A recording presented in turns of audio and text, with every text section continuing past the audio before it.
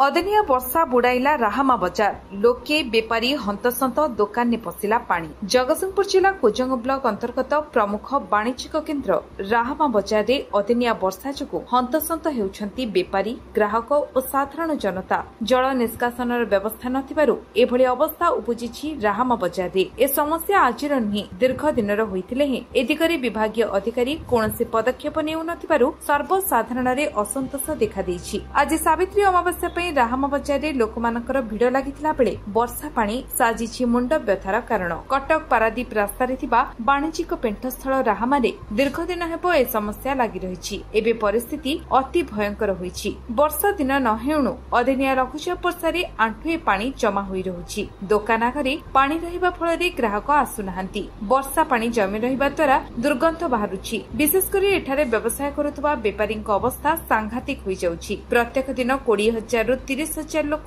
बजार को आसी थांती। 50टी ग्राम पंचायत शिल्पनगरी पारादीप और पाख जिल्लार लोके क्रय विक्रय करने को आसी थांती। लोकंक जीवन रेखा कहूथबा राहामार दृश्य केबे परिवर्तन हेबो बोली प्रश्नबाची सृष्टि होईछि। तालपड़ा छकठारु 13C केनाल पर्यंत उभय पार्श्वरे पनीपरिबा मार्केट, फल दुकान, लुगा दुकान, शॉपिंग मॉल, तेजराती दुकान सांगकु 800 रु अधिक व्यावसायिक अनुष्ठान सहित राष्ट्रायत्त बैंक और अन्य ऑफिस रहिछि। जल निष्कासित होई पारु नथिबारु लोके नाही नथिबा असुविधा भोग करुछंती। जल निष्कासनर स्थायी समाधान पई स्थानीय प्रशासन और जिला प्रशासन पदक्षेप नेउ नथिबारु एभली अवस्था उपजिछि। कोजंगर मनोज कुमार सेना का रिपोर्ट, विश्व विजय न्यूज ओडिशा।